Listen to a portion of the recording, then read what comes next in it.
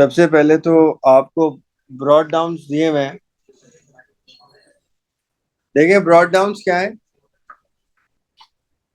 135 cash का brought down है और 920 बैंक का ब्रॉड डाउन। ये ब्रॉड डाउन बैलेंसेस पहले से दिए।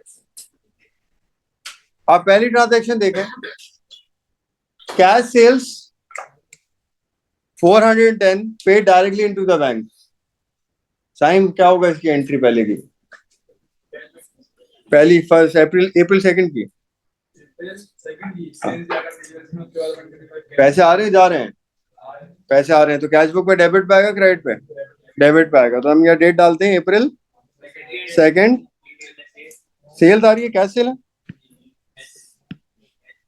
सेल्स भी लिखते हैं। खैर है, कितना अमाउंट आ रहा है? कैश में आ रहा है बैंक में आ रहा है? 400 410। ये पैसे आ गए डेबिट पे। सही है। इसके बाद 798 हम पे कर रहे हैं 840 के बदले। तो 840 देने थे, 798 दिए, तो कितना डिस्काउंट मिला? Discount received. पैसे देते वक्त जो डिस्काउंट होता है डिस्काउंट रिसीव्ड होता है। ये वाला रिकॉर्ड होता है। पैसे देते वक्त जो डिस्काउंट है और पैसे मिलते वक्त जो डिस्काउंट है वो डिस्काउंट रिकॉर्ड होता है। बाकी ट्रेड डिस्काउंट रिकॉर्ड। अच्छा, ट्रेड डिस्काउंट कब कब आता है?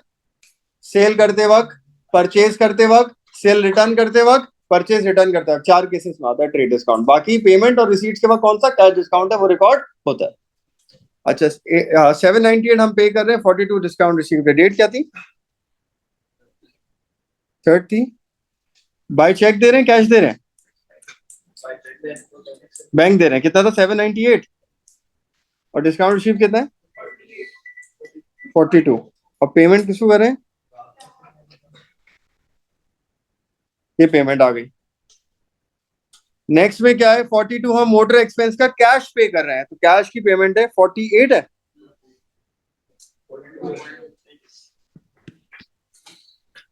मोटर एक्सपेंस डेट पता है आपको? अप्रैल 8 आ गई। परचेज गुड्स, ये तो क्रेडिट परचेजेस हैं, कैश बुक में नहीं आएंगी। ये कहाँ जाती है? परचेज डे बुक में, वो बनानी नहीं है हमें। इसके बाद नेक्स्ट क्या है? Cash sales 460। कैश सेल में क्या होगा? पैसे पैसे आएंगे कैश सेल में।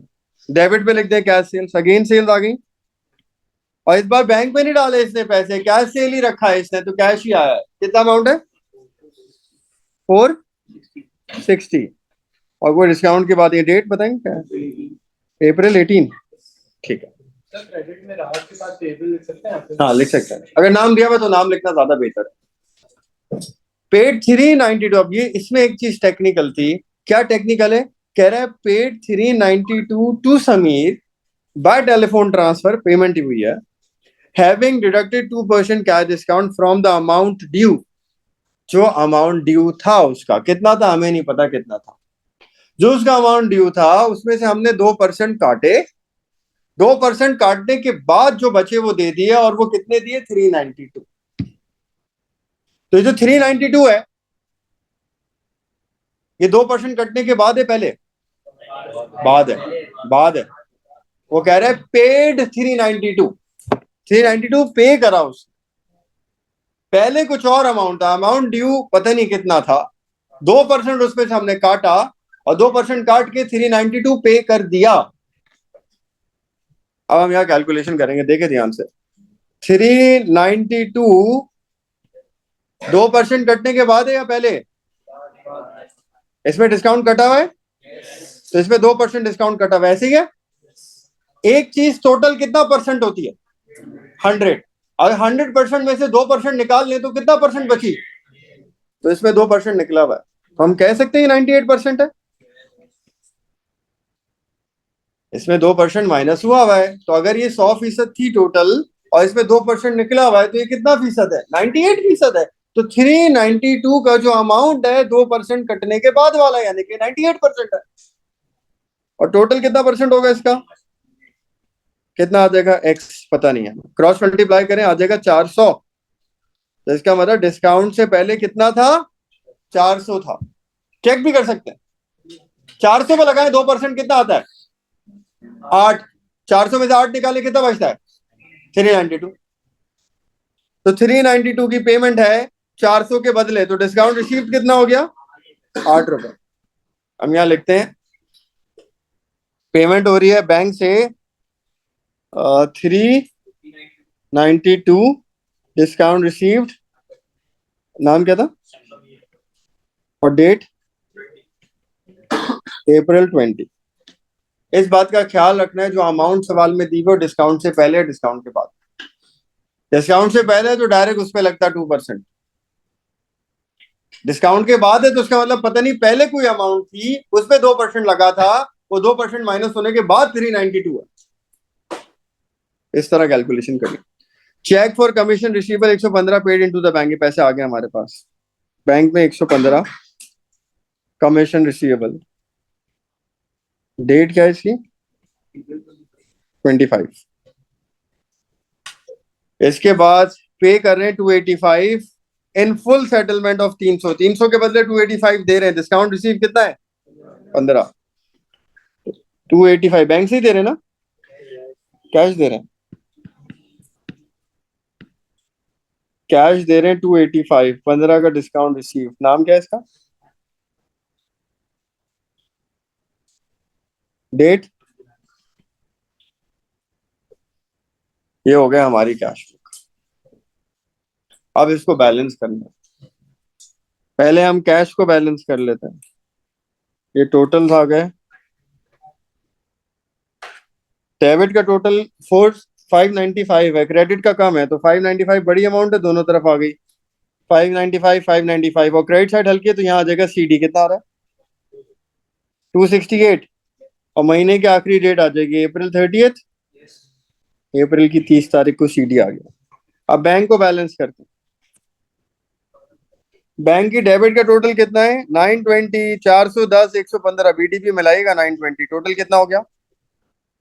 और क्रेडिट कम है ना, डेबिट ज्यादा है ना? कितना है डेबिट का टोटल? 1445। और यहाँ कितना कम है क्रेडिट पे? 280, 255 कैरी डाउन। उसने एक बात लिखी हुई है, कैरी डाउन को कह रहा है ब्रॉड डाउन करके खत्म करें, तो उसको बीडीपी बना ले सीडी। अच्छा डिस्काउंट, डिस्काउंट को टोटल कर लें बस। डिस्काउंट बैलेंस नहीं होते, डिस्काउंट टोटल होते हैं। कितना है? 42, 8 और 15, 65। ये टोटल हो गया बस। आप सीडी को बीडी बना लें यहाँ पे। कैश का बीडी कितना आया? 260। जो सीडी था वही बीडी बनेगा। और बैंक का बीडी कितना आया? जो सीडी था 250। यहाँ की कैश खत्म। सही है। नेक्स्ट पार्ट देखें आगे। Peter has received a bank statement for April, he is using it to prepare a bank reconciliation. ये हमने अभी नहीं करा, इसको अभी फिलहाल पार्ट सी पे आ जाए। प्रिपेयर द अकाउंट फॉर राहत, सुने, as it would appear in the ledger of Peter. अब आप नहीं कंफ्यूज, आपको एसएलसी बनाना है पीएलसी बनाना है। उससे मैंने आपको बताया था जो आपको इंडिविजुअल का अकाउंट बनाना है वो डेटर अकाउंट होगा या क्रेडिटर अकाउंट होगा? वो डिपेंड करता है कि आप किसका अकाउंट बना रहे हैं। या प्लीज मोबाइल साइलेंट कर लें अपने यार। आप किसका अकाउंट बना रहे हैं? वो बंदा सामान खरीदता है या सामान बेचता है? अगर सामान बेचता है उसका अकाउंट बना रहे हैं तो वो सप्लायर होगा, और खरीदता है उसका अकाउंट बना रहे हैं तो वो डेटर का अकाउंट होगा। ये आपको सवाल में देखना, और ये सबसे ज्यादा आता है क्वेश्चन नंबर 1 में, टी अकाउंट बनाना। डेटर का एसएलसी की तरह बनेगा, क्रेडिटर का पीएलसी की तरह बनेगा। उस दिन हमने 2-3 सवाल करे थे। अभी भी ऐसी केस है। देखें अकाउंट किसका है वो नोटिस करें। राहत का अकाउंट बनाना है हमें। अब राहत कौन है आप सवाल में आकर चेक करें, उससे सामान खरीद रहे हैं या बेच रहे हैं। ट्रांजेक्शन नंबर 15 से पता चल जाएगा आपको। तो ट्रांजेक्शन नंबर 15 में देखें, परचेज गुड्स फ्रॉम राहत। राहत से हम गुड्स खरीद रहे हैं, तो राहत से गुड्स खरीदते हैं। राहत गुड्स बेचता है, तो राहत कौन है? सप्लायर है। राहत का अकाउंट बनाने का मतलब सप्लायर का अकाउंट, मतलब क्या बनाना है? पीएलसी बनाना। राहत का बैलेंस तो नहीं दिया हुआ ब्रॉड डाउन, दिया हुआ है यहाँ, वैसे भी क्रेडिट पे दिया हुआ है, उससे भी पता चल रहा है पीएलसी है, क्रेडिट पे ब्रॉट डाउन है। बाकी हम लिख लेते हैं ट्रांजेक्शन्स। परचेज गुड्स, गुड्स खरीद रहे हैं इससे हम, इससे पहले ट्रांजेक्शन है ये रही पहले, रात की ट्रांजेक्शन ढूंढनी है हमें, ये रात का अकाउंट बना रहे हैं। नंबर थर्ड, कितनी पेमेंट करें रात को, कितना डिस्काउंट मिल रहा है, ये पैसे देते वक्त का डिस्काउंट है, रिकॉर्ड होगा नहीं होगा। हम यहाँ लिखते हैं पीएलसी में क्या आएगी, पेमेंट, पेमेंट कहाँ आती है, डेबिट पे 798 की पेमेंट हो गई, और डिस्काउंट रिसीव भी लिखेंगे, कितना है 42 का। डेट क्या थी अप्रैल की, 3rd थी ना, सही है।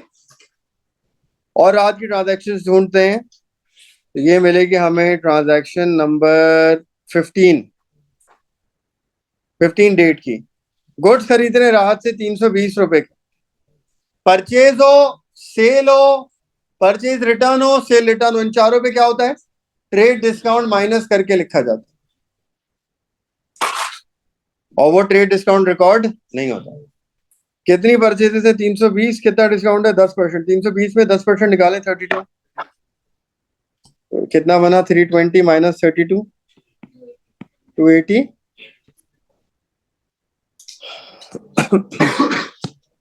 परचेजेस हो रही है इनसे ना, परचेजेस कहाँ आती है, क्रेडिट पे, कितना अमाउंट था, डेट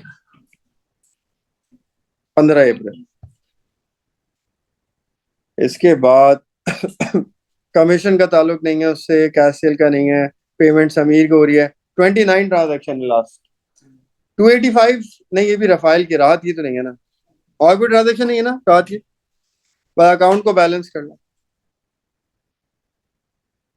क्रेडिट का टोटल करें ब्रॉड डाउन मिला के, कितना बन रहा है 840 प्लस 288,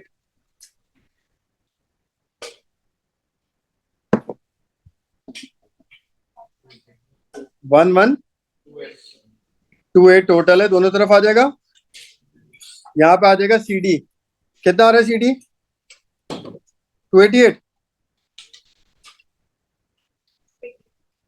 सीडी के साथ डेट क्या आएगी, महीने की आखिरी 30 अप्रैल। और हर टी अकाउंट में आप क्या करेंगे, सीडी को बीडी बनाकर छोड़ेंगे, इसको बीडी बनाए, फर्स्ट में ही बीडी, वो बोले या ना बोले, हर सवाल में सीडी को बीडी बनाकर खत्म करेगा। 280 सही हो गया। क्वेश्चन नंबर 1 20 मार्क्स का। क्वेश्चन नंबर 2 पे हम आएंगे, आप सॉल्व करेंगे, उसके बाद मैं कराऊंगा। ये सिर्फ मैं इसलिए कर रहा हूँ आप लोग की प्रैक्टिस हो जाए, इसमें टाइम ज्यादा लग रहा है, लेकिन मैं चाह रहा हूँ आप लोग लिख के प्रैक्टिस करें, आपके अंदर कॉन्फिडेंस भी आएगा और रियली पेपर सॉल्व करने का आइडिया भी होगा किस तरह से। अच्छा, इसमें देखें bank account receipts, sorry receipt का मतलब पैसे आ रहे हैं, पैसे आ रहे हैं तो किधर आएगा, ये डेबिट साइड पे ना। पहला क्या है, कैपिटल,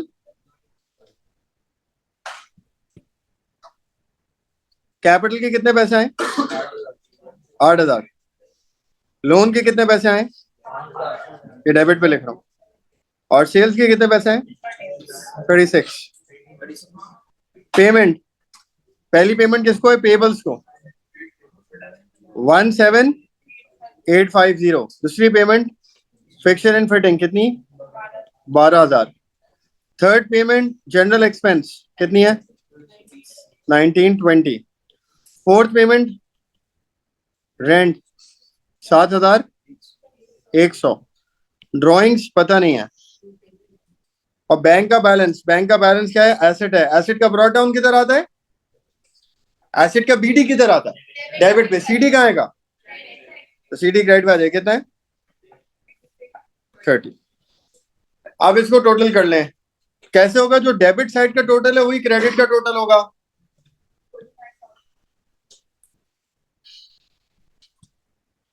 डेबिट का टोटल आ रहा है 49, ये क्रेडिट पे आ जाएगा 49, बड़ी अमाउंट है, और क्रेडिट साइड पे बैलेंसिंग फिगर आ जाएगी, डिफरेंस कितना आ रहा है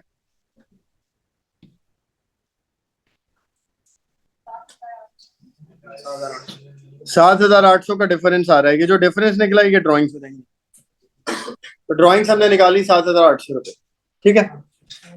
ऐसे कोई एक्सपेंस भी कैलकुलेट करने के लिए दे सकता था, कोई भी चीज कैलकुलेट करने के लिए दे सकता था, वो इस तरह हो जाएगी।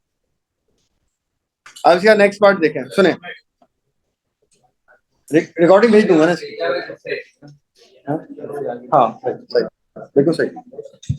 अब ये भी एक टेक्निकल बात है, सुने। ये कह रहा है during the year ended 31 March 2022 took goods from business for own use. ये हो जाएगी स्टॉक ड्राइंग्स। कितनी स्टॉक ड्राइंग्स करी है? सेलिंग प्राइस दे रहा है स्टॉक ड्राइंग की 3375। स्टॉक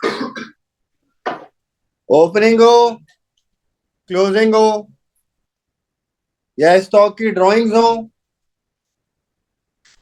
ये सारी चीजें कॉस्ट प्राइस पे लिखी जाती है। स्टॉक ड्राइंग्स भी होती है, किस पे रिकॉर्ड होती है? कॉस्ट प्राइस पे रिकॉर्ड होती है। लेकिन यहां पे स्टॉक ड्राइंग उसने किस पे दी है? Selling price. कह रहा है जो उसने स्टॉक निकाला ना ओनर ने, अगर वो हम बेचने जाते तो वो 3375 का बिकता ही, उसकी सेलिंग प्राइस है। लेकिन ओनर ने स्टॉक निकाला है ना, वो मार्केट वाले पैसों पे तो नहीं खरीदेगा, मालिक है, जितने का पड़ा है उतने का ही लिखेगा वो उसको। तो स्टॉक ड्राइंग्स कॉस्ट प्राइस पे रिकॉर्ड होती है, तो ये सेलिंग प्राइस है, हमें इसकी कॉस्ट प्राइस निकालनी है। आगे इसने मार्कअप दे दिया 25%। सेल्स पे, सेलिंग प्राइस पे मार्कअप लगता है, मार्जिन लगता है? रिवाइज करें, सेल्स पे क्या लगता है, मार्कअप या मार्जिन? ये सेलिंग प्राइस है, सेल है, इस पे क्या लगता है, मार्जिन। दिया हुआ क्या सवाल में? तो हमें यहाँ पे कन्वर्ट करना पड़ेगा मार्कअप को टू मार्जिन। कैसे कन्वर्ट होता है मार्कअप टू मार्जिन, बताएं? ऐड न्यूमरेटर टू डिनोमिनेटर, तो मार्जिन आ जाता है। 25% का मतलब क्या है? 25/100 दिया हुआ है आपको। मार्कअप 25% है, मतलब क्या है? 25/100 दिया हुआ है आपको, उसको मार्जिन में लेके जाना है। तो आप क्या करेंगे? 25/100, न्यूमिनेटर 25 को डिनोमिनेटर 100 में ले आए। 25/125 मल्टीप्लाई बाय 100 हो जाएगा, 20% ही हो जाएगा मार्जिन।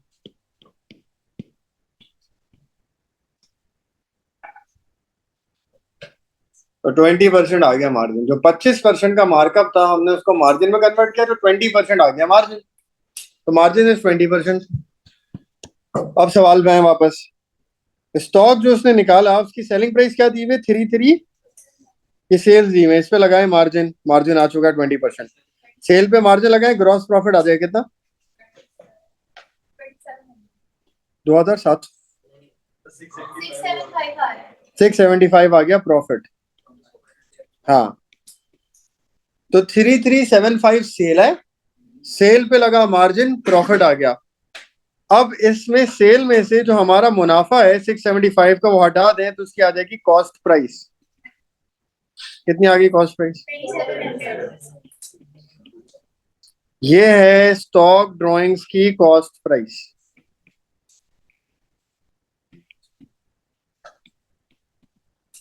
तो स्टॉक ड्राइंग की कॉस्ट प्राइस क्या आ गई? 2700। तो इसने जो स्टॉक ड्राइंग करी है उसकी कॉस्ट प्राइस 2700 है। रिक्वायरमेंट क्या है? कह रहे टोटल ड्राइंग्स बताओ पूरे साल की, वो वाली ड्राइंग भी ऐड हो जाएंगी जो ऊपर निकाली है। तो ये तो स्टॉक ड्राइंग है 2700। तो हम लिखेंगे स्टॉक ड्राइंग्स 2700 प्लस वो वाली ड्राइंग्स बैंक वाली कितनी है? वो 7800। ऐड कर लें, टोटल ड्राइंग्स आ गई कितनी? 10,500। अगर आपने स्टॉक ड्राइंग को कॉस्ट प्राइस में नहीं कन्वर्ट किया तो सवाल गलत हो जाए। अब आगे देखें। Has provided list of balances at 31 March 2022। ये कुछ चीजें दी हैं। Fix and fitting NCA, inventory है, प्रीपेड है, बैंक है, क्रेडिटर है, लोन है, और कैपिटल को क्वेश्चन मार्क डाला हुआ है। कह रहा है यार balance sheet, statement of affairs बना दो। स्टेटमेंट ऑफ अफेयर बनाने का मतलब वो क्या कहना चाह रहा है? बैलेंस शीट बना दो और कैपिटल निकाल लो। हम बैलेंस शीट बनाएंगे। बैलेंस शीट कैसे बनेगी? एसेट्स लिखेंगे पहले, फिर कैपिटल एंड लायबिलिटी लिखेंगे। कैसे निकालेंगे? यहाँ पे डेबिट वाली साइड अलग कर लें, क्रेडिट वाली अलग कर लें, टोटल कर लें, जो डिफरेंस आएगा वो कैपिटल होगा। एसेट्स डेबिट होते हैं, लायबिलिटी वगैरह क्रेडिट होती है। एसेट्स को अलग कर लें, लायबिलिटी को अलग कर लें, टोटल निकाल लें, जो फर्क आ जाएगा वो कैपिटल होता है टोटल्स के अंदर। करें सॉल्व, फिर मैं बताता हूँ कैसे करना है। ट्राई करें, आइडेंटिफाई करें इसमें एसिड कौन कौन सा, डेबिट पे क्या क्या आएगा, जल्दी करें।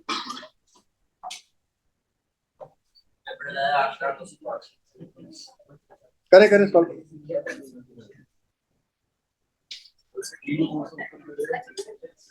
वैसे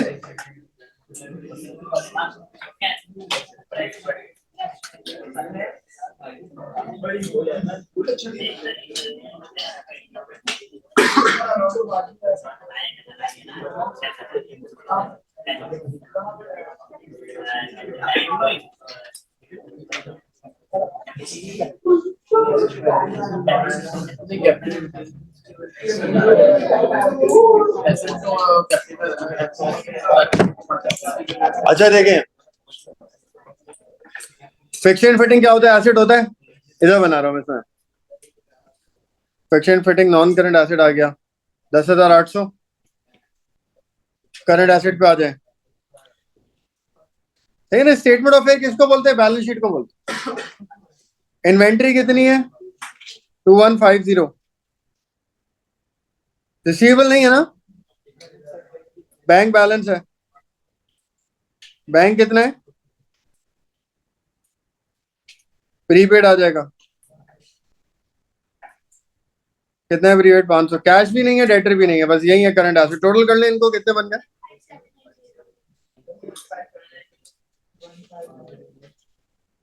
करंट एसिड का टोटल कितना आ गया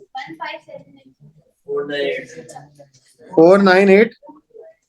तो टोटल एसिड आ गया 15780। अब हम लिखेंगे कैपिटल एंड लायबिलिटी। सुने, कैपिटल नहीं पता हमें, capital net profit drawings, capital नहीं पता। लायबिलिटीज पे आ जाए, लायबिलिटी में यहाँ पर क्या है, पेबल्स हैं, कितने हैं 18, लोन है,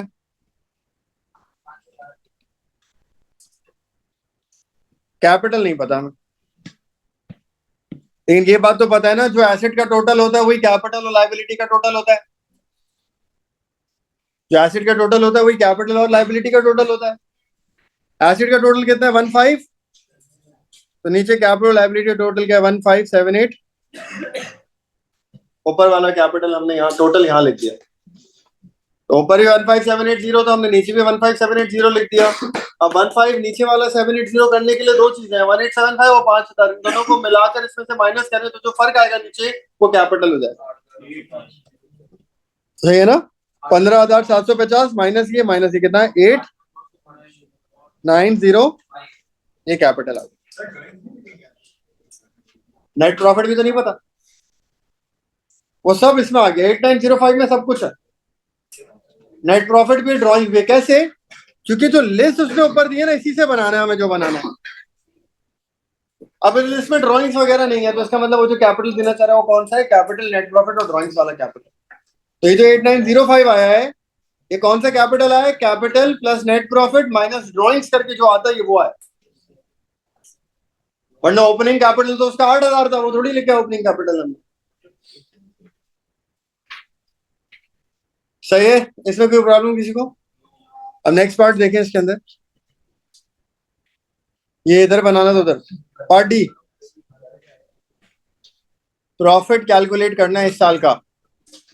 सुने, सवाल में डेटा है कि आप इनकम स्टेटमेंट बना लें पूरी, इतना टाइम नहीं, 4 नंबर का है, 4 मिनट के अंदर करना। बैलेंस शीट का कैपिटल एंड लायबिलिटी सेक्शन बनाते हैं। कैपिटल एंड लायबिलिटी सेक्शन का फॉर्मेट क्या है,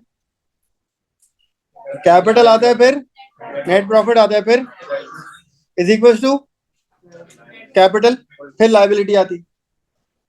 तो फॉर्मेट है opening capital plus net profit minus is equal to closing. Opening capital business शुरू किया था, वो कितना था, उसने बैंक में डाले थे 8,000 रुपए।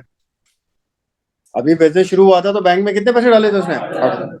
नेट प्रॉफिट तो पता नहीं है, ड्रॉइंग्स पता है हम, कौन सी ड्रॉइंग्स आ जाएंगी, कितनी ड्रॉइंग्स करी है उसने, 2 ड्रॉइंग्स करी है ना, एक उसने कौन सी करी है स्टॉक की, और एक उसने हमने निकाली है यहाँ पर, ये रही 10,500। Closing capital is equal to closing capital closing capital क्या हमने अभी निकाला, ये रहा 8,905 हमारा क्लोजिंग कैपिटल। अगर आपने स्टॉक ड्राइंग को कॉस्ट प्राइस में कन्वर्ट नहीं किया होता, वो भी सवाल गलत होता, ये भी गलत होता। अब सॉल्व कर लें इसको, एक्स रख लें, नेट प्रॉफिट को सॉल्व कर लें। 10,500 उधर जाके प्लस हो जाएगा, 8,000 उधर जाके माइनस हो जाएगा, आपका नेट प्रॉफिट आ जाएगा। कितना आ रहा है बताएं? ये नेट प्रॉफिट आ गया आपका।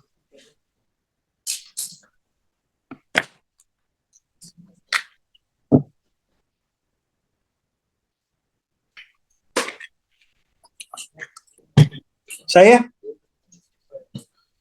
अब आ जाए क्वेश्चन नंबर, ये वाला पार्ट आ गया। हाँ सुने, is now considering whether she should start Ryan is now considering whether she should start to sell at least some of her goods on credit। अभी उसने सारी सेल किस पे करी थी? कैश सेल करी थी। अब वो सोच रही है कि उसको क्रेडिट सेल भी करनी चाहिए। अब आपसे पूछ रहा है वो एडवाइस वेदर और not she should start selling on credit terms, justify और आंसर। ये सारे सवाल इस तरह के, ये थ्योरेटिकल है, ये याद करने वाले नहीं है कि यही सवाल आएगा याद कर लो। यहाँ पे थ्योरी किसी भी तरह की आ सकती है, सिर्फ आप अकाउंटिंग कॉन्सेप्ट याद कर सकते। रेशो वाली थ्योरी जो लिखवाई है वो याद कर सकते, बाकी सारी थ्योरी कंपनी वाली, बाकी जो सारी थ्योरी है जनरल थ्योरी है, ये आपको खुद आंसर करनी आनी चाहिए। इसमें आप अपनी मर्जी से लिखें, जो आपको समझ में आता है उसके मार्क्स मिलेंगे आप। अब जैसे वो पूछ रहे क्रेडिट सेल करनी चाहिए नहीं करनी चाहिए, बताएं। इसमें हमें क्या करना है? सुने, बेनिफिट्स भी बताने, ड्रॉबैक्स भी बताने होते हैं। 2-3 फायदे बताएं, 2-3 ड्रॉबैक्स बताएं, और आखिर में अपना जो कंक्लूजन देना दे दें, उसके मार्क्स मिल जाएंगे। लेकिन बेनिफिट्स ड्रॉबैक्स दोनों बताना है, सिर्फ एक साइड पे बात नहीं कर सकते आप, क्या सिर्फ ड्रॉबैक्स ही लिखे जा रहे हैं। आपको ड्रॉबैक्स भी लिखने हैं, आपको बेनिफिट्स भी लिखने हैं। हमेशा जब भी वो एडवाइस वाला सवाल देगा आपको, आपको उसमें बेनिफिट्स भी लिखने हैं, 2-3 ड्रॉबैक्स भी लिखने हैं, और फिर अपनी एडवाइस जो देनी आप दें। अगर ये 5 नंबर के 2 ड्रॉबैक्स 2 एडवांटेजेस लिख दें और फिर एडवाइस बताएं। पहले उससे स्टार्ट करते हैं, बेनिफिट से स्टार्ट करते हैं। क्रेडिट सेल करेगी तो क्या होगा? सेल्स इंक्रीज हो जाएंगी, सेल्स बढ़ जाएंगी तो नहीं, पूरा लिखना है। हाँ, इनकम्स बढ़ गई सेल्स बढ़ने की वजह से, तो इवेंचुअली इसका मतलब प्रॉफिट क्या हो जाएगा? मार्केट शेयर बढ़ जाएगा। ये सारी चीजें ड्रॉबैक्स में बताएं अब। हाँ, अब बैड डेट्स हो सकते हैं, और कह सकते हैं अगर आप देते हैं तो वो भी लिख सकते हैं। अगर कस्टमर डेटर टाइम पे नहीं करेगा, कैश फ्लो प्रॉब्लम हो जाएंगे। सही है।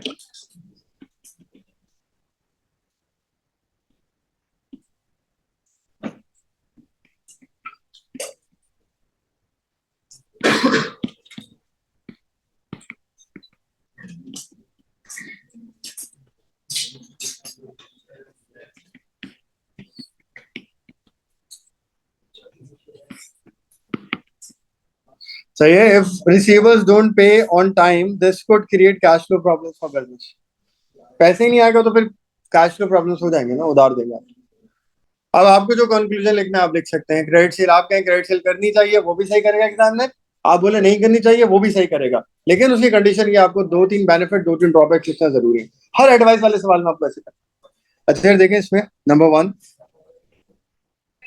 उसने बोला ट्रायल बैलेंस बैलेंस नहीं हुआ, लेकिन ट्रायल बैलेंस का बैलेंस कितनी अमाउंट से नहीं हुआ ये नहीं बताया, तो इसका मतलब सस्पेंस अकाउंट का बीडी नहीं पता हमें। एरर नंबर 1, कमीशन रिसीव हुआ है 96, ये इनकम है। इसने इनकम नहीं लिखी, एक गलती। कमीशन रिसीव क्या है? इनकम है। इसने इनकम नहीं लिखी, एक गलती हो गई। और इसने क्या करा? डिस्काउंट रिसीव्ड को डेबिट कर दिया। डिस्काउंट रिसीव्ड का तो कोई काम ही नहीं है, डिस्काउंट रिसीव्ड खामा खाई में डेबिट हुआ हुआ है नंबर 1, कमीशन रिसीव्ड इनकम लिखी भी नहीं है नंबर 2, ये गलत। हम इसकी करेक्शन कर लेते हैं। तो एक एंट्री हम बनाते हैं, डिस्काउंट रिसीव्ड जिसको उसने खामा खाई में डेबिट किया हुआ है, उसका तो कोई काम ही नहीं था, उसको हम सही करने के लिए क्या करेंगे, क्रेडिट। कमीशन रिसीव्ड इनकम है, उसको उसने लिखा नहीं, उसको भी हम क्रेडिट कर देंगे। इनकम लिखी नहीं थी, लिख दी, क्रेडिट होती है इनकम। और रिसीव रिसीव खामा खाई में डेबिट हुआ था, उसको भी क्रेडिट कर दिया, और सस्पेंस अकाउंट डेबिट हो जाएगा। कितना बना टोटल? 192। ये एंट्री बन गई था। नंबर 2, सेल्स का टोटल था 1258, वो हमने गलती से सेल्स के अकाउंट में लिख दिया 2185। 12,058 सॉरी 1258 को 2185 लिख दिया है, यानी कि सेल ज्यादा लिख दी है, कम लिख दिया है? कितनी ज्यादा लिख दी है, डिफरेंस निकालें। 927 ज्यादा लिख दी है सेल। सेल इनकम होती है, इनकम ज्यादा हुई है तो हमें इनकम को क्या करना है, कम करना है। इनकम कम करने के लिए हम क्या करते हैं, डेबिट। इनकम बढ़ाने के लिए क्रेडिट, इनकम कम करने के लिए। सेल ज्यादा हुई है, इनकम ज्यादा हुई है, हमें क्या करना है, इनकम को कम करना है। इनकम कम करने के लिए हम क्या करेंगे, डेबिट कर देंगे। तो हम सेल को डेबिट करते हैं, कितना अमाउंट बताया आप लोगों ने? सेल डेबिट 927 और सस्पेंस अकाउंट क्रेडिट 920। थर्ड पे आ जाए, सुने। A cheque payment for motor expenses 77, cheque payment bank से पे कराए मोटर एक्सपेंस, हमने कहीं नहीं लिखा, हमने डबल एंट्री नहीं बनाई है, ना डेबिट ना क्रेडिट, इसकी डबल एंट्री बना दो, ये कहलाते एरर ऑफ ओमिशन है। ना डेबिट किया ना क्रेडिट किया, एरर ऑफ ओमिशन है, डबल एंट्री बनेगी, सस्पेंस की जरूरत नहीं है। तो एक्सपेंस डेबिट होगा, मोटर एक्सपेंस नाम है ना, कितना अमाउंट है, और बैंक से करा है बैंक क्रेडिट।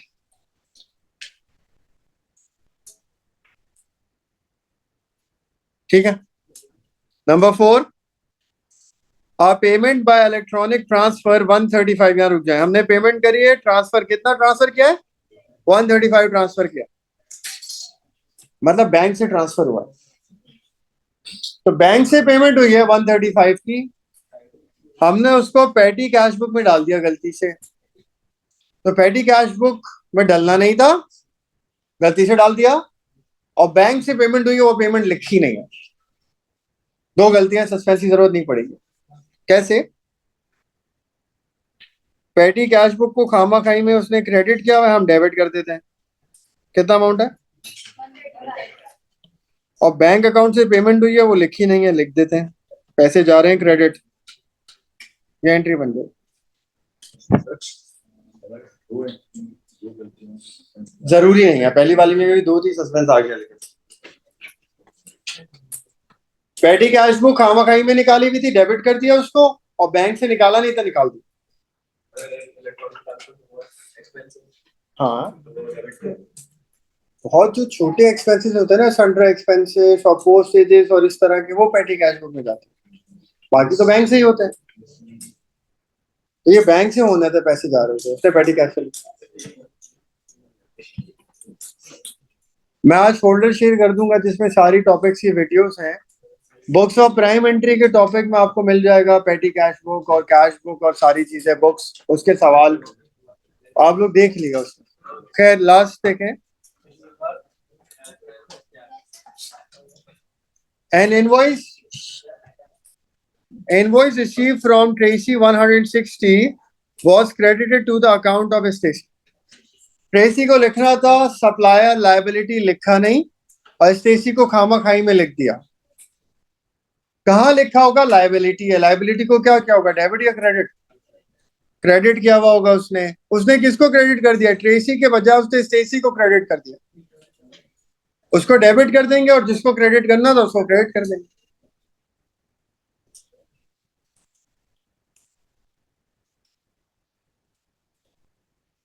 कितना अमाउंट है, 160, इसमें भी सस्पेंस नहीं आ। ये 5 करेक्शंस हो गए एरर्स। अब इसके बाद सुने, वो कह रहे हैं कि सस्पेंस का टी अकाउंट बना है, जहां जहां सस्पेंस है हम उसको टी अकाउंट में डाल देते हैं, और जहां सस्पेंस नहीं है वो टी अकाउंट में नहीं जाएगा। एरर देखें, नंबर 1 देखें, इधर देखें, पहली एंट्री में सस्पेंस है। सस्पेंस क्या हुआ है? पहली में डेबिट हुआ है ना, कितना? सबसे पहले हमें सस्पेंस के अकाउंट में ब्रॉड डाउन लिखना होता है, लेकिन इस सवाल में ब्रॉड डाउन नहीं है, तो ब्रॉड डाउन को अभी फिलहाल छोड़ते हैं, एंट्री लिखते हैं। कितना सस्पेंस डेबिट हुआ? 192। डिस्काउंट रिसीव और कमीशन रिसीव। डेबिट हुआ है सस्पेंस, तो डेबिट हुआ 192, लेकिन दो नाम है, अलग अलग लिखते हैं, 96 और 96। सस्पेंस डेबिट हो गया। डिस्काउंट रिसीव का नाम आ गया, और दूसरा कमीशन सस्पेंस डेबिट हो गया। नाम क्रेडिट वालों के आगे सस्पेंस डेबिट हुआ। नंबर 2, सस्पेंस क्रेडिट हुआ है 927 से। क्रेडिट पे लिखते हैं 920। किसकी वजह से? सेल्स की वजह से। सस्पेंस क्रेडिट हुआ है, सस्पेंस डेबिट हुआ। बाकी में सस्पेंस नहीं है, किसी में भी सस्पेंस नहीं है, यहाँ पे भी, यहाँ पे भी नहीं है, यहाँ पे भी नहीं। दो एंट्री थी सस्पेंस की, दोनों टी अकाउंट में डाल दी। अब इधर देखिए, इसको बैलेंस करें। क्रेडिट का टोटल 927 है, डेबिट का 192 है, तो क्रेडिट साइड भारी है ना, दोनों तरफ 927 927 आ जाएगा। और यहाँ कितना फर्क है डेबिट साइड पे? 731 5। इसको हम बोल देंगे ब्रॉड डाउन। ये ब्रॉड डाउन नहीं था, ब्रॉड डाउन बन गया, इसको हमने ब्रॉड डाउन लिखा 735। तो जब सस्पेंस का बीडी नहीं दिया होता तो इस तरह करना होता है, हमेशा आप सस्पेंस की करेक्शंस करते हैं और आखिर में टी अकाउंट बनाते हैं, और टी अकाउंट को बैलेंस करने के लिए जो रह जाता है वो सस्पेंस का बीडी बना देते हैं। आगे देखें, प्रॉफिट दे रहा है 39970। प्रॉफिट को सही करना है, तो हम लिखते हैं इसका प्रॉफिट 39।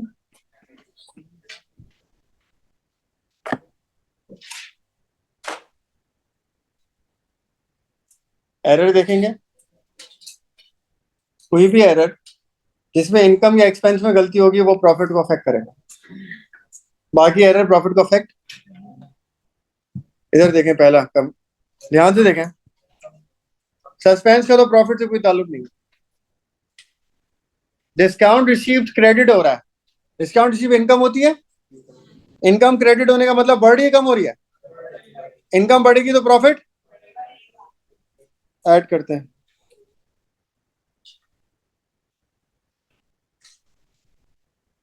नाइनटी।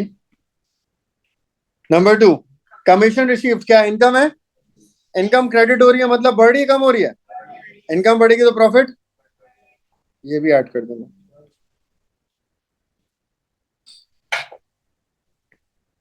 तो दोनों पहली एंट्री में दो इनकम्स थी, दोनों इनकम क्रेडिट हो रही थी, मतलब इनकम बढ़ रही थी। इनकम बढ़ाएंगे तो प्रॉफिट बढ़ेगा, बढ़ा दिया। नंबर 2, सस्पेंस का कोई काम नहीं है, सेल्स डेबिट हो रही है। सेल इनकम होती है, सेल डेबिट होने का मतलब इनकम बढ़ रही है, कम हो रही है? सेल इनकम है, इनकम डेबिट का मतलब इनकम कम हो रही है। इनकम कम हो रही है मतलब प्रॉफिट, हम लेस करते हैं, सेल्स की वजह से प्रॉफिट कम, 920। नंबर 3, बैंक तो एसेट है, ये प्रॉफिट को अफेक्ट, बैंक एसेट है, प्रॉफिट को अफेक्ट नहीं करेगा। मोटर एक्सपेंस है, एक्सपेंस डेबिट हो रहा है, एक्सपेंस डेबिट होने का मतलब एक्सपेंस बढ़ रहा है, कम हो रहा है? एक्सपेंस बढ़ेगा तो प्रॉफिट 77 से।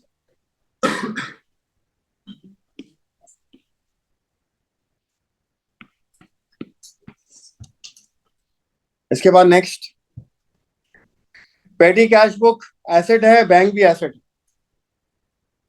पेटी कैश बुक भी एसेट है, बैंक भी एसेट है, दोनों एसेट्स हैं। एसेट्स इनकम स्टेटमेंट को अफेक्ट, तो एसेट तो बैलेंस शीट में जाता है, इनका अफेक्ट प्रॉफिट पे कुछ नहीं पड़ेगा, नो अफेक्ट। लास्ट, सप्लायर और सप्लायर, सप्लायर और सप्लायर भी क्या होता है? लाइबिलिटी और लाइबिलिटी, लाइबिलिटी लाइबिलिटी भी कहा जाता है बैलेंस शीट में, प्रॉफिट को अफेक्ट नहीं करेगा। टोटल करना, 15, ये करेक्टेड प्रॉफिट आ गया। इस तरह प्रॉफिट की करेक्शन होती है। तो वो चीजें जो इनकम और एक्सपेंसेस हैं प्रॉफिट को अफेक्ट कर रही हैं, उनको चेंज करते हैं प्रॉफिट। देखें, इन्वेंट्री वैल्यूएशन का सिर्फ इतना सा पार्ट है, वो है as per prudence concept. Prudence concept ये कहता है inventory should be valued at lower of cost or net realizable value. NRV is net realizable value. Inventory को हमें वैल्यू करना चाहिए कॉस्ट और एनआरवी में से जो छोटी वैल्यू है उसके ऊपर। इन्वेंट्री किस वैल्यू होनी चाहिए? कॉस्ट और एनआरवी में से जो भी छोटी वैल्यू है, चाहे कॉस्ट छोटी है कॉस्ट पे लिखते हैं, अगर एनआरवी छोटी है एनआरवी पे। एनआरवी हमें निकालनी पड़ती है इन्वेंट्री की। एनआरवी कैसे निकलती है? एनआरवी का फॉर्मूला होता है एक्सपेक्टेड सेलिंग प्राइस, जितने का ये बिक जाएगा, माइनस एक्सपेंसेस टू सेल। कितने की चीज बिक जाएगी अगर उस पर ये खर्चे होंगे तो expected selling price, Aliyan, expected selling price minus expenses करेंगे एनआरवी आ गई। एनआरवी जो आ गई है उसका कंपैरिजन होगा जो उस इन्वेंट्री की कॉस्ट दी हुई है उससे। जो भी दोनों में से छोटी वाली वैल्यू है इन्वेंट्री को उस पर रिकॉर्ड कर लिया जाएगा, चाहे कॉस्ट छोटी हो चाहे एनआरवी छोटी हो, जो भी छोटी वैल्यू है उस पर इन्वेंट्री रिकॉर्ड होगी। ये इन्वेंट्री वैल्यूएशन का पार्ट है। तो ये कॉस्ट और एनआरवी में से जो भी छोटी वाली वैल्यू है उसके ऊपर रिकॉर्ड करेंगे, बस ये है। अब आ जाए इस वाले सवाल पे देखें। Is a trader who buys and sells stationery inventory, ये इंफॉर्मेशन अवेलेबल है, ध्यान से सुनो। 1 2 3 4 चार तरह की इन्वेंट्रीज हैं इसके पास। चारों को अलग अलग ट्रीट करते हैं। पहले वाली की बात करते हैं, पैक ऑफ पेपर की। नंबर ऑफ यूनिट्स को फिलहाल छोड़ दें, कुछ नहीं करना, आप फोकस करें कॉस्ट पे और एनआरवी पे। कॉस्ट कितनी है इसकी? 4 पॉइंट कॉस्ट। कैरेज इनवर्ट इसका होता तो प्लस करते फिर कॉस्ट आती। तो पहले बात करते हैं हम पैक ऑफ पेपर की। इसमें क्या करना है? कॉस्ट के लिए कॉस्ट प्लस कैरेज अगर है तो इनको प्लस करके कॉस्ट आएगी, और हम इसको कंपेयर करेंगे किससे? एनआरवी से। एनआरवी कैसे आएगी? सेलिंग प्राइस दी हुई है और सेलिंग एक्सपेंसेस भी बताए मैं। तो एनआरवी के लिए हम क्या करेंगे? Selling price minus selling expenses, NRV. ये दो चीज एक एक करके पैक ऑफ पेपर की बात करते हैं। पहले देखें, पैक ऑफ पेपर की कॉस्ट कितनी है? 4.5। कैरेज इनवर्ड है तो क्या कॉस्ट आ गई? 4 एनआरवी निकालें, कितने का बिक जाएगा ये? 8 रुपए का। अगर खर्चा हो, खर्चा क्या हो तो एनआरवी क्या आ गई इसकी? 8। अब यहां देखें एनआरवी कितनी है इसकी? एनआरवी 8 है। कॉस्ट कितनी है इसकी? 4 दोनों में से छोटी वैल्यू क्या है? तो ये वाला जो है ना, ये रिकॉर्ड होगा 4.5 पे। तो हम लिख देंगे पैक ऑफ पेपर किस पे रिकॉर्ड होगा? 4 ये इसकी वैल्यू होगी।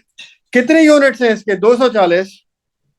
एक एक आएगा 4.5 पे और 240 यूनिट्स हैं, मल्टीप्लाई करें कितने हो गए?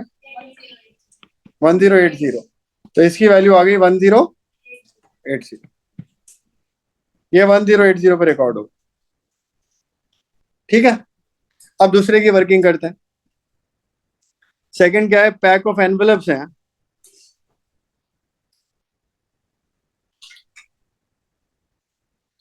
कॉस्ट देखें इसकी एनवेलप्स की, क्या है 5.5, कैरेज भी है 1 का, तो हम यहाँ लिखते हैं 5.5 प्लस 1 का कैरेज, तो 6.5 इसकी क्या हो गई कॉस्ट। एनआरबी निकालें, 10 रुपए इसकी नॉर्मल सेलिंग प्राइस है, माइनस 1.5 के खर्चे, 8.5 आ गई इसकी एनआर भी 8.5 है और कॉस्ट है 6.5, दोनों में से छोटी वैल्यू क्या है? ये भी किस पे रिकॉर्ड होगा फिर? कॉस्ट प्राइस पे, तो ये रिकॉर्ड होगा 6.5 पे, तो इसकी वैल्यू भी क्या आ गई 6.5 पे रिकॉर्ड होगा ये 1 यूनिट। एक होगा 6.5 पे मल्टीप्लाई बाय कितने यूनिट्स हैं इसके? 225।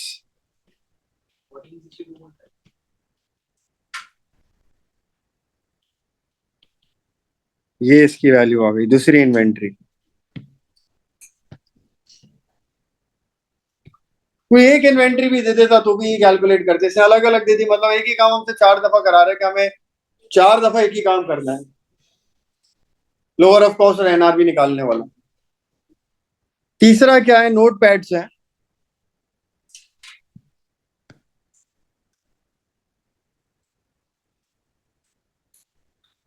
इसको देखें, इसकी कॉस्ट इधर देखें क्या है, 4 प्लस कैरिश 2 रुपए का, तो 4 प्लस 2 कितना हो गई कॉस्ट। एनआरवी क्या है 5, खर्चे कुछ भी नहीं है। इसको देखें, कॉस्ट और एनआरबी में से क्या छोटा है? एनआरबी इज 5, कॉस्ट इज 6, दोनों में से छोटा क्या है? ये 5 रुपए पे रिकॉर्ड होगा, ये होगा 5 पे।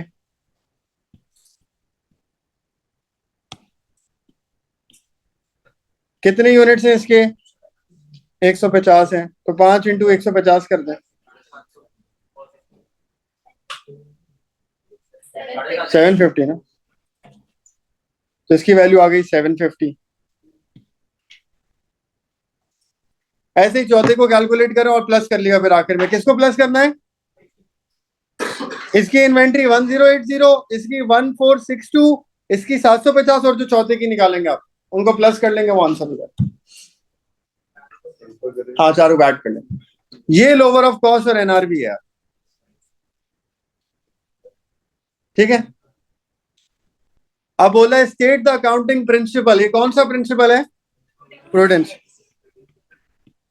ये प्रूडेंस कॉन्सेप्ट है। चौथे की मैंने वर्किंग नहीं करी, चौथे की ऐसी करिएगा, क्या कर लेते हैं चौथी की भी देखें। कॉस्ट कितनी है 3.5,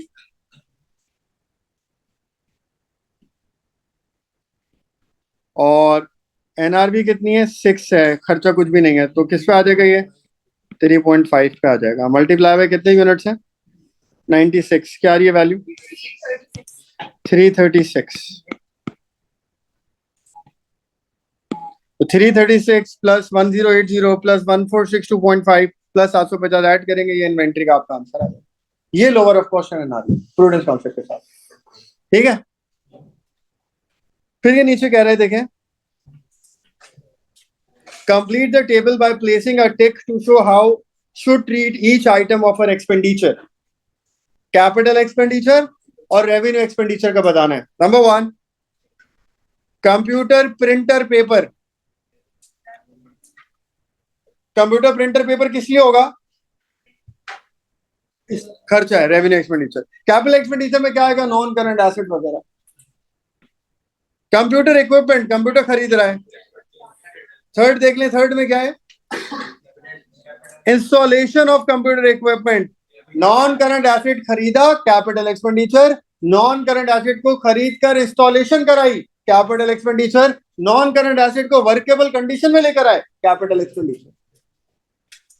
motor vehicle non current asset खरीदा, कैपिटल एक्सपेंडिचर। इंश्योरेंस तो हर साल देते हैं, और इंश्योरेंस हम इनकम स्टेटमेंट में कहा लिखते हैं? एक्सपेंसेस में, revenue expenditure. Delivery of motor vehicle, motor vehicle की डिलीवरी करा रहे हैं, कहां पर आ जाएगा मोटर व्हीकल डिलीवरी? आप मुझे एक बात बताएं, मोटर व्हीकल जो खरीदा अगर उसको अपने पास डिलीवर नहीं कराएंगे तो क्या चला सकते हैं उसको? जब तक डिलीवर नहीं होगा तब तक वो वर्केबल कंडीशन में आएगा। ये भी कौन सा खर्चा हो गया? ठीक है,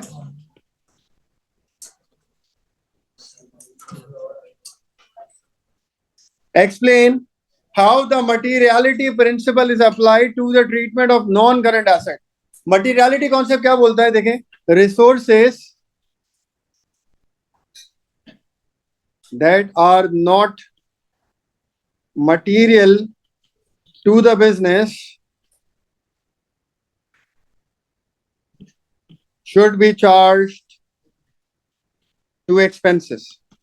वो सारे assets हैं, वो assets, लेकिन अगर वो बिजनेस के लिए उसकी वैल्यू बहुत छोटी है तो बिजनेस उसको अपने एक्सपेंस में डाल सकता है.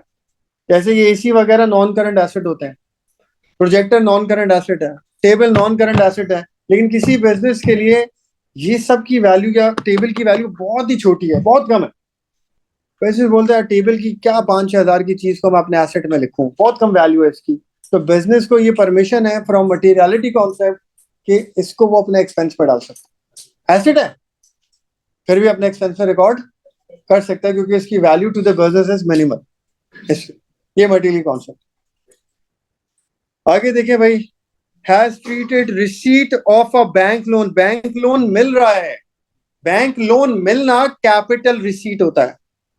मतलब कोई भी आपको पैसा मिला लेकिन वो आपकी इनकम नहीं है, वो कैपिटल रिसीट है. और कोई भी आपको पैसा मिला वो आपकी इनकम है, वो रेवेन्यू रिसीट है. जैसे सेल्स के पैसे मिल रहे हैं, इनकम है, रेवेन्यू रिसीट है. कमीशन रिसीव के पैसे मिल रहे हैं, इनकम है, रेवेन्यू रिसीट है. बैंक लोन मिल रहा है, लोन मिलना इनकम थोड़ी है, कैपिटल रिसीट है. पैसा मिला अगर वो इनकम है तो रेवेन्यू रिसीट है, पैसा मिला लेकिन वो इनकम नहीं है तो वो कैपिटल रिसीट है. ये है सारी बात. अब पढ़ने इसमें आगे वो क्या कह रहा है. ये कह रहा है complete the table by placing a tick two show the effect of the error on capital and on liabilities. ये नहीं कह रहा एरर को ठीक करके क्या करना है, वो कह रहे हैं एरर का इंपैक्ट क्या पड़ेगा ये बताना. इस गलती का इंपैक्ट क्या पड़ेगा. क्या करी गलती, लोन मिला है और उसने उसको रेवेन्यू रिसीट बना दिया, यानी कि लोन को उसने इनकम में डाल दिया, जबकि लोन तो लायबिलिटी है, लायबिलिटी में डाला नहीं, इनकम में डाल दिया है. तो जब उसने इसको इनकम में डाल दिया तो इनकम ज्यादा हो गई होंगी, कम हो गई होंगी. इनकम ज्यादा होगी. मैंने बताया था जो अफेक्ट प्रॉफिट पे आएगा वही कैपिटल पे आएगा. अगर इनकम ज्यादा होगी तो प्रॉफिट, प्रॉफिट ज्यादा होगा तो कैपिटल, तो कैपिटल ज्यादा हुआ होगा. ठीक करने को नहीं बोल रहा है, ये सवाल आपको सही से पढ़ना है. कभी कभी पूछता है गलती का इफेक्ट बताओ, कभी कभी पूछता है गलती को ठीक करके इफेक्ट बताओ. यहां से पूछा गलती का इफेक्ट बताओ. क्या करा उसने, खामखाई में एक इनकम लिख दी है तो इनकम ज्यादा हो गई, इनकम ज्यादा हो गई तो प्रॉफिट ज्यादा हो गया होगा, प्रॉफिट ज्यादा हो गया होगा तो कैपिटल भी, तो capital is overstate.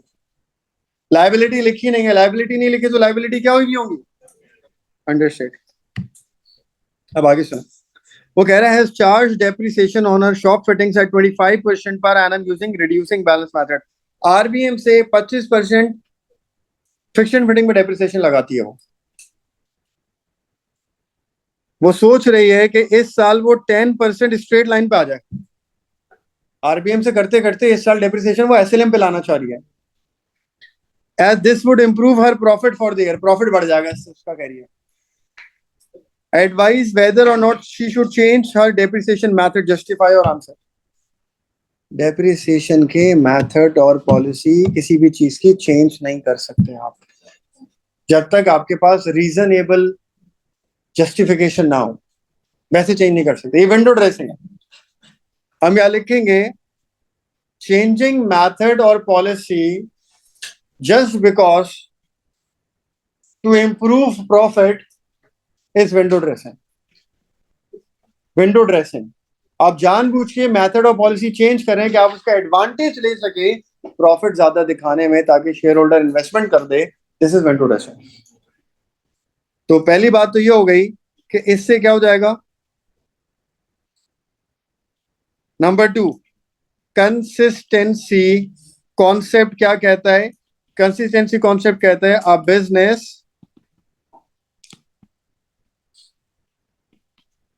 should be consistent with its methods and policies. अपने मेथड और पॉलिसी से बिजनेस को क्या करना चाहिए? कंसिस्टेंट रहना। चेंज कर सकता है, लेकिन अगर वैलिड रीजन हो तो चेंज हो सकता है। सिर्फ प्रॉफिट को कम ज्यादा दिखाने के लिए चेंज, ये वाली बात है इसमें। फिर वो मेथड चेंज करेगा, खर्चा कम होगा, प्रॉफिट बढ़ जाएगा, तो गलत पिक्चर शो होगी वैसे।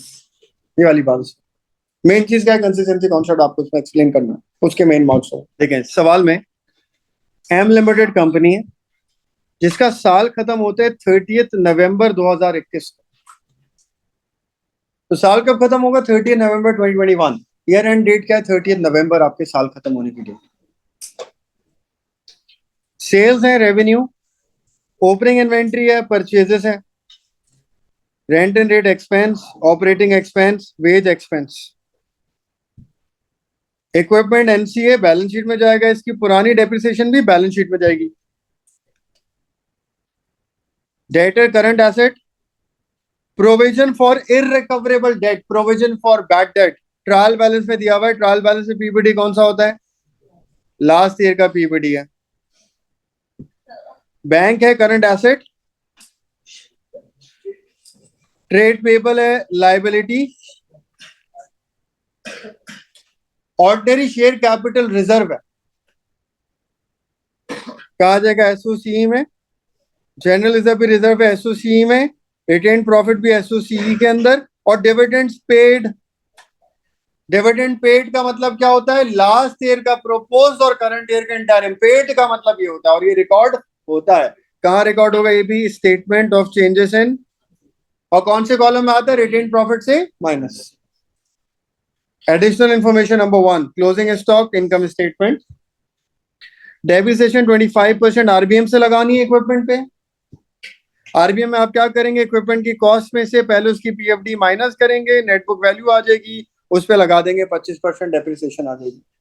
सही, जैसे नॉर्मली होता है। ऑपरेटिंग एक्सपेंस अक्रूड है प्लस। अब ये प्रीपेड वाली कहानी सुन लें।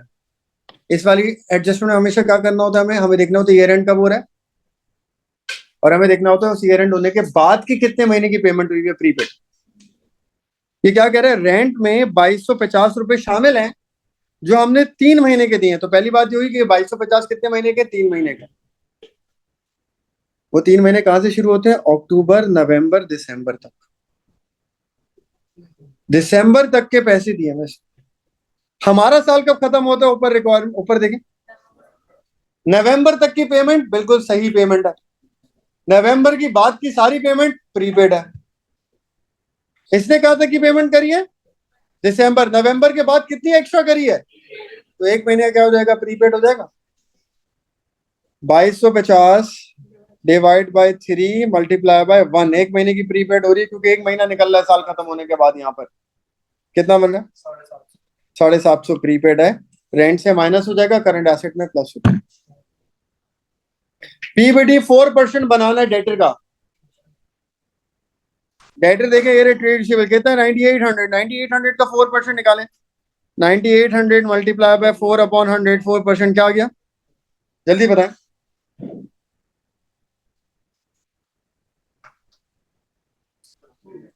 390, 392। सुने, 392 आ गया आपका इस साल का पीबीडी। पिछले साल का कहां दिया हुआ है पीबीडी? 295। लास्ट ईयर का 295 है, इस साल का क्या है? 392। दोनों में फर्क कितना है? 97 से इंक्रीज हुआ है, तो एक्सपेंस में जाएगा 97। अभी सारी नॉर्मल एंट्रीज हैं, कोई कंपनी वाली ऐसी चीज नहीं है, नॉर्मल आईएएस वाली कंपनी की चीज है। मेरे ख्याल से अब आएंगी ये नहीं एक्सपेंस में, अगर बढ़ रही है तो। अदर इनकम बैलेंस शीट में डेबिट से माइनस होगी, जो 392 निकाली हो पूरी, चाहे बढ़े चाहे कम हो। डिविडेंड आउटस्टैंडिंग का मतलब प्रोपोज डिविडेंड, वैसे भी ये दिया होता तो हम रिकॉर्ड नहीं करते। 1000 ट्रांसफर। अब आप इसके इनकम स्टेटमेंट में क्या करेंगे? सबसे पहले आप स्टार्ट करेंगे सेल से, सेल लिख देंगे। Cost of sale, opening, purchase, closing, expenses दिए हुए accrued plus prepaid minus depreciation वगैरह एक्सपेंस में आके आप क्या निकाल लेंगे? Net profit. वो नेट प्रॉफिट क्या होगा? Before interest and tax. लेकिन इस सवाल में इंटरेस्ट नहीं है। इंटरेस्ट कहां से निकलता है? डिवेंचर का परसेंटेज नहीं है, टैक्स में। तो नेट प्रॉफिट पे ही खत्म हो जाएगा सवाल। उसके बाद बन जाएगी एसओसी। ओएससी का ब्रॉड डाउन जो दिया हुआ है, दिया हुआ है बैलेंस, दिया हुआ है बैलेंस कितना कितना ये देखें। ओएससी कितना दिया हुआ है? 20,000, जनरल रिजर्व 3,000 और रिटेन प्रॉफिट 2037। 20,3,2037। 20,000, 3,000, 203।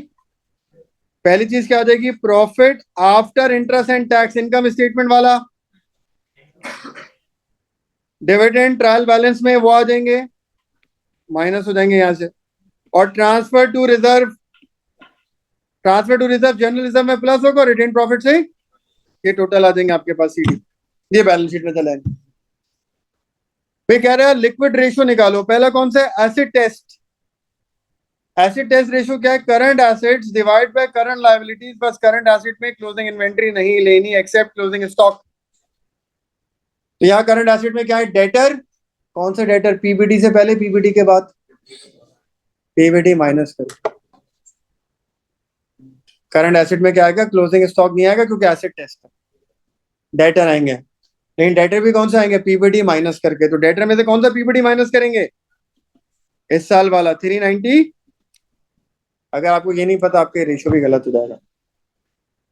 तो डेटर जो रेशियो में लेने हैं वो कौन से लेने हैं? पीबीटी माइनस होने के बाद जो इस साल का निकले। फिर बैंक है, कैश है, जो भी सवाल में देखिए, डिवाइड बाय लायबिलिटी, क्रेडिटर वगैरह, current liability. The managing director, he plans to buy new equipment to be used to improve profitability of the company. She is considering whether to fund the equipment by issuing further ordinary shares or requesting a bank overdraft. वो कह रहे हैं या तो share issue करो, मजीद पैसा आ जाएगा, उससे खरीद लो इक्विपमेंट, या बैंक ओवरड्राफ्ट फैसिलिटी ले लो, उससे खरीद लो equipment. Advice again, benefit drawback बताने, जल्दी से सुन लें, लास्ट की बात, पेपर खत्म हो जाएगा इंशाल्लाह हमारा। शेयर इशू करेंगे तो क्या फायदे? कैश जनरेट हो जाएगा, कैश जनरेशन हो जाएगी, और साथ में कोई इंटरेस्ट देने की जरूरत। शेयर से जो पैसा आता है वो परमानेंट फाइनेंस होता है। सुने, शेयर से जो पैसा आता है उसके टर्म क्या है? Permanent finance. तो जो शेयर से पैसे आएंगे वो परमानेंट फाइनेंस होंगे, उसको रीपे करने की जरूरत भी नहीं। नंबर 3, शेयर्स इशू करने से क्या होता है? ज्यादा शेयर होल्डर्स आ जाते हैं। जब शेयर होल्डर ज्यादा आ जाते हैं तो बाकी शेयर होल्डर का कंट्रोल कम हो जाता है, दे लूज कंट्रोल। और बैंक ओवरड्राफ्ट से क्या होगा? अगर आप बैंक ओवरड्राफ्ट पे जाएंगे तो आपको इंटरेस्ट पे करना पड़ेगा, जिससे आपके खर्चे, जिससे आपका profit. Bank overdraft is repayable on demand. Repayable on demand का मतलब, बैंक ओवरड्राफ्ट मिल गया, बैंक बोलेगा 1 घंटे बाद पैसे वापस करो, करने पड़ेंगे। 1 दिन बाद पैसे वापस करो, करने पड़ेंगे। 20 दिन बाद पैसे वापस करो, करने पड़ेंगे। बैंक ओवरड्राफ्ट का कोई टाइम सेट नहीं होता, जैसे लोन का होता है ना, 4 साल बाद वापस करना है, 2 साल बाद वापस करना है। Bank overdraft is repayable on demand. खतरनाक चीज इसीलिए होती है कि बैंक एकदम से बोलता है पैसे वापस करो, लाने पड़ेंगे, कहां से लेंगे? तो बैंक ओवरड्राफ्ट की वजह से आपकी लिक्विडिटी अफेक्ट हो जाएगी, लिक्विडिटी खराब हो जाएगी। आखिर में आपको जो एडवाइस करनी है आपको, सही।